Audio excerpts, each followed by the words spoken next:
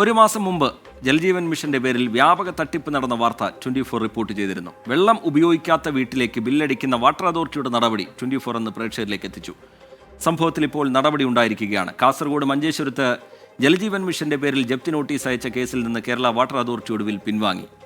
വേർക്കാടി സ്വദേശി യമുനയ്ക്ക് അയച്ച ജപ്തി നോട്ടീസാണ് കേരള വാട്ടർ അതോറിറ്റി പിൻവലിച്ചത്. 24 ഇമ്പാക്ട്. വൈകിപ്പോൾ 54,000 രൂപ ബില്ല് വന്നു. അതിലൊരു 5 ബില്ല് ഞാൻ ഫസ്റ്റിന് അടക്കിനി.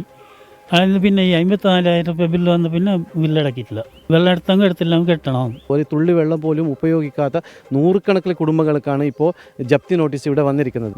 വേണ്ട പറയുമ്പോൾ ഇവർക്കൊരു ടാർഗറ്റ് ഉണ്ടാവും. ആ ടാർഗറ്റ് റീച്ച് ആക്കാൻ വേണ്ടിയിട്ടാണ് ഇവർ പൈപ്പ് ലൈൻ ഇട്ട് ഇവർ പോയി. ഒരു മാസം മുൻപാണ് കാസർഗോഡ് മഞ്ചേശ്വരത്ത് ജൽജീവൻ മിഷന്റെ പേരിൽ വ്യാപകമായി തട്ടിപ്പ് നടന്നത്. പൈപ്പ് കണക്ഷൻ ലഭിച്ചിട്ടും വെള്ളം ലഭിക്കാത്ത വീടുകളിലേക്ക് കേരള വാട്ടർ അതോറിറ്റി ജപ്തി നോട്ടീസ് അയക്കുകയായിരുന്നു. വോർക്കാടി പഞ്ചായത്തിൽ താമസക്കാരിയായ യമുനയ്ക്ക് മാത്രം 17,725 രൂപയാണ് ബില്ല് വന്നത്. 10 വർഷത്തിലധികമായി യമുന താമസിക്കാത്ത വീട്ടിലായിരുന്നു വാട്ടർ അതോറിറ്റി ബില്ല് നൽകിയത്.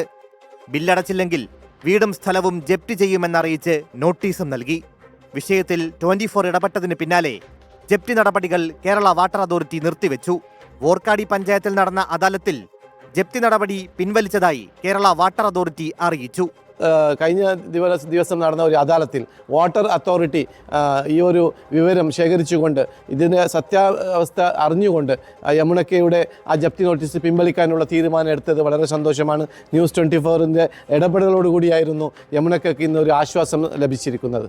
വോർക്കാടി പഞ്ചായത്തിലും എൻമകജെ പഞ്ചായത്തിലുമായി നൂറുകണക്കിന് ആളുകൾക്ക് ഇങ്ങനെ ജപ്തി നോട്ടീസ് ലഭിച്ചിട്ടുണ്ട്. വെള്ളം ലഭിക്കാതെ ബില്ല് കൊടുക്കുന്ന വാട്ടർ അതോറിറ്റിയുടെ നീക്കത്തിനെതിരെ നിയമപോരാട്ടം നടത്താനാണ് നാട്ടുകാരുടെ തീരുമാനം. 24 കാസർഗോഡ്.